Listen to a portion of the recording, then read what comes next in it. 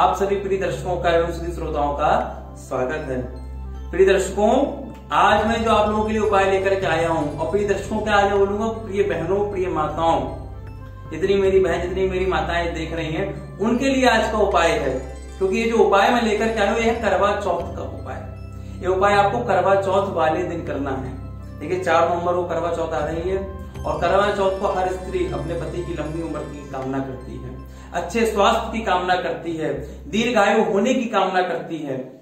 इसलिए दिन भर वो व्रत रहती है, निर्जल व्रत रहती है। जैसे निर्जला एकादशी में हम लोग 24 घंटे जल ग्रहण नहीं करते, जब निर्जला एकादशी का प्राण द्वादशी में करते तब जल ग्रहण करते हैं। ऐसे ही अपने पति की दीर्घायु के लिए हर सुहागन स्त्री करवा चौथ वाले दिन भर व्रत रहती है। रात को जब चंद्रमा देख लेती है, उसके बाद जल ग्रहण करती है पति के द्वारा, फिर कुछ भोजन पाती है। इतना प्रेम स्त्री अपने पति से करती है, और मैं कहता हूँ पतियों को भी इतना ही प्रेम करना चाहिए। और आजकल तो अब प्रचलन बन गया है कि स्त्रियां भी करवा चौथ व्रत रहती हैं, और साथ में पति भी करवा चौथ व्रत अब रहने लगे हैं। तो उन्हें कहीं ऐसा न लगे कि तुम ही मुझसे प्रेम करती हो, तो पति कहते नहीं, चिंता मत करो, जितना प्रेम तुम करती हो उतना प्रेम मैं भी तुमसे करता हूँ। इसलिए तुम दिन भर व्रत रहती हो मेरे लिए, तो मैं भी तुम्हारे लिए दिन भर व्रत रखूंगा। अच्छी बात है, प्रेम परस्पर होना चाहिए। जब प्रेम परस्पर होता है तभी ग्रस्त जीवन का आनंद आता है, और ये प्रेम निरंतर ऐसे बढ़ता है। पर बहुत से हर व्यक्ति की ऐसी ग्रस्ती नहीं होती। प्रॉब्लम कहां क्रिएट होती है, आजकल मैं देख रहा हूं, मेरे पास बहुत से कॉल्स भी आते हैं, मैसेज भी आते हैं कि पति पत्नियों की नहीं सुन रहे हैं। बहुत जगह गृह कलेश है, मानते ही नहीं है, सुनते ही नहीं है, लड़ाई झगड़ा।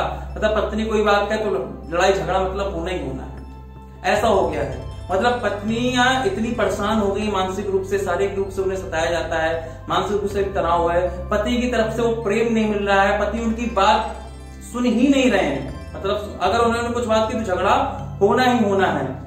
ऐसी पत्नियां मानसिक रूप से बहुत ज्यादा पीड़ित रहती है, बहुत ज्यादा पीड़ित रहती है। तो ऐसी ही स्त्रियों के लिए जिनके पति उनके वश में नहीं है, आज का मैं जो उपाय बताने जा रहा हूं उससे क्या होगा कि जिनके पति अपने पत्नियों के वश में नहीं है, यहाँ वश में होने का मतलब है कि जो अपनी पत्नियों को बिल्कुल नहीं सुनते हैं, बिल्कुल प्रेम नहीं करते हैं, बिल्कुल सम्मान नहीं देते हैं, आदर नहीं देते, रिस्पेक्ट नहीं करते, उनकी बातों पर ध्यान नहीं देते, उनकी बातों को अनसुना कर देते, बात बात में लड़ाई झगड़ा करने के लिए उनसे तत्पर रहते हैं। ऐसी ही पत्नियों के लिए आज का उपाय है, जो इस उपाय को आपको करवा चौथ वाले दिन करना है। यदि आपने उपाय कर लिया तो फिर देखिए आप आगे और पति आपके पीछे फिर से मैं कह रहा हूं, यदि आपने उपाय कर लिया तो आप आगे पति आपके पीछे आपकी जी हजूरी पति करने लग जाएगा, पति आपके वश में हो जाएगा, फिर आपकी हर बात मानेगा, आपसे प्रेम करेगा, और आपसे लड़ाई झगड़ा तो बिल्कुल भी नहीं करेगा। और मैं यही चाहता हूं कि जब पति और पत्नी में प्रेम रहता है तो क्या होता है, सबसे बड़ा फायदा, जब पति पत्नी में झगड़ा होता है तो इसका सबसे ज्यादा गलत साइड इफेक्ट बच्चों पड़ जाता है। बच्चों का जिंदगी खराब हो जाती है, बच्चों की एजुकेशन खराब हो जाती है, इसके कारण बच्चों को भी मानसिक रूप से बहुत टेंशन हो जाता है। इसलिए अच्छी ग्रस्त जीवन के लिए, बच्चों के अच्छे भविष्य के लिए, एजुकेशन के लिए पति पत्नी का प्रेम होना, सामंजस्य होना, अंडरस्टैंडिंग होना बहुत ज्यादा आवश्यक है।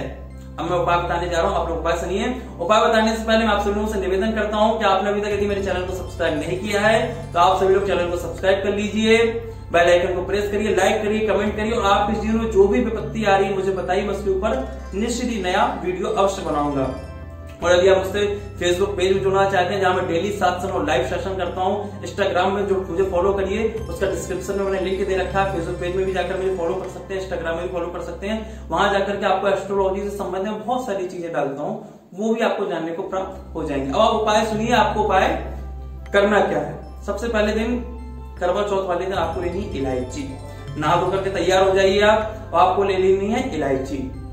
और इलायची को आपको क्या करना है, एक कोई कपड़ा ले लीजिए, कोई भी कपड़ा आप ले लीजिए, और आपको इलायची को अपने शरीर में, इलायची आप 5 ले सकती हैं, 10 ले सकती हैं, 15, 20, 25, 30, जितनी भी आप इलायची लें इतनी ले सकती हैं आप इलायची। ये आपको कितने दिन तक पति के ऊपर ऐसा करना है उसके ऊपर रहेगा। अब आपको क्या करना है, जैसे आपने समझिए सपोज 20 इलायची ली थी, उन 20 इलायची को अपने शरीर में ऐसी जगह बांधना है कि शरीर से टच होती है, दिन भर बांधे रखना है उन इलायचियों को। ठीक है, ये आपके ऊपर है कि इलायची को ऐसे बांधना है, गले में बांधे, हाथ में बांधे, पैर में बांधे, कहीं भी बांधे बॉडी में। पर वो इलायची सुबह जब आप बांधे, सुबह से लेकर रात तक, जब तक आप खोल ना लें, वो आपके शरीर से टच होती रहनी चाहिए। मतलब जिस कपड़े में बांधे, कपड़े के साथ वो इलायची आपके बॉडी से टच होती रहनी, महिलाओं के। ठीक है, आपको अपने शरीर में कहीं भी बांध लेना है। बांध लीजिए, मां से प्रार्थना करिए, हे प्रभु मैं उपाय कर रही हूँ अपने पति को, जो झगड़ा होता है, प्रेम नहीं है, सारी चीजें जो आपके मन में आप अपनी बोल लीजिए, एक कार्य सिद्ध हो भगवान का प्रार्थना करते हुए ऐसा बोल लीजिए। फिर जब दिन वाली इलायची बंदी ना, एक तो हो गया। दूसरा, जब आप मेहंदी लगवाए करवा चौथ वाले दिन, तो अपने दाएं हाथ में अपने पति का नाम और बाएं हाथ में अपने पति का नाम, दोनों हाथों में अपने पति का नाम अवश्य लिखवाएं। दाएं हाथ में भी लिखवा लें और बाएं हाथ में भी अपने पति का नाम लिखवा लें।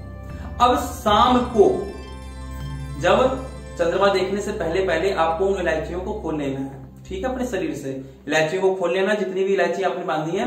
उसके बाद शाम को जब आप अर्घ्य देंगे, चंद्रमा देखेंगे, ये सब देखने के बाद फिर जो इलायची थी ना, उन इलायची को अपने हाथ में लेकर के सारी इलायचियों को चंद्रमा की तरफ ऐसे देखना है, ऐसे हाथ करके, जैसे आपने ऐसे हाथ किया, ऐसे हाथ में इलायची है, और उनको ऐसे अर्घ्य देते हुए स्टाइल में ऐसे दिखाना है चंद्रमा को, प्रार्थना करनी है, प्रभु ये जो मैंने उपाय किया है अपने पति देव के लिए, ये मैं आपको ऐसे समर्पित कर रही हूँ, इसमें आप अपनी शक्तियां प्रदान करिए, सारी शक्तियां, कि मैं जो उपाय करूं इससे मेरी सारी प्रॉब्लम्स दूर हो जाए, ऐसे दिखाइए। उसमें आपके पति का नाम भी दिखना चाहिए, जो दोनों नाम आपने लिखवाए थे अपने हाथ में, वो और इलायचियां ऐसे चंद्रमा को दिखानी है आपको, ठीक है, आपको इतना कर लेना है। उसके बाद आपको जो अपने काम को करिए, उसका वो इलायचियां आपको किसी डिब्बे में, किसी भी चीज में आप रख लीजिए। अब नेक्स्ट डे से क्या करना है, नेक्स्ट डे से आपको वो एक एक इलायची अपने पतिदेव को, यदि पतिदेव चाय पीते हैं तो चाय में डेली एक इलायची डाल करके दीजिए, कॉफी पीते हैं तो कॉफी में डाल करके दीजिए, कॉफी में तो डाल के नहीं दे पाएंगे, स्वाद पता चल जाएगा, चाय में दीजिए, बढ़िया रहेगा। दूध पीते हैं, दूध माने कैसे भी करके आपको एक इलायची डेली उनको देनी है, बस इतना आपको कर लेना है। यदि आप एक एक इलायची चाय में उन्हें देती रहेंगी ना, तो धीमे धीमे देखेंगी कि पति आपके धीमे धीमे वश में हो जाएंगे। फिर तो आप जो कहेंगी वो आपकी बात पतिदेव आपकी मानेंगे, निश्चित मानेंगे, ना कोई फिर लड़ाई होगा, ना झगड़ा होगा, प्रेम बहुत ज्यादा बढ़ जाएगा, प्रेम में प्रगाढ़ता आ जाएगी। और जो आप चाहती थी मेरा पति मुझसे प्रेम करे, मेरा रिस्पेक्ट करे, मेरा सम्मान करे, मुझे समय दे, हर प्रकार की जो आप चीजें चाहती थी वो सब आपके साथ होने लग जाएंगे, और आपके जीवन में खुशियां ही खुशियां हो जाएंगी, और आपका जीवन खुशियों से भर जाएगा। और मेरी भी प्रभु से यही प्रार्थना है कि आप सभी लोगों का, बहनों का, माताओं का, जिनके जीवन में दुख भरी चीज हो रही है, जो आपको डेली सहन करना पड़ता है, आपके जीवन खुशियों से भर जाए, इससे अच्छा और क्या हो सकता है। इसलिए पूर्ण विश्वास से आप उपाय करिए। आप 30 इलायची ले लेंगे तो और अच्छा रहेगा, क्योंकि 30 दिन तक आप उन्हें खिला सकते हैं तो और अच्छा बढ़िया हो जाएगा। वैसे आपकी इच्छा है 15, 20, 25 जितनी भी आप लें उतनी इलायची आप ले सकती हैं। पूर्ण विश्वास से, पूर्ण श्रद्धा से आप उपाय करिए। मेरी शुभकामना आप सभी लोगों के साथ है। इन्हीं शुभकामनाओं के साथ राधे।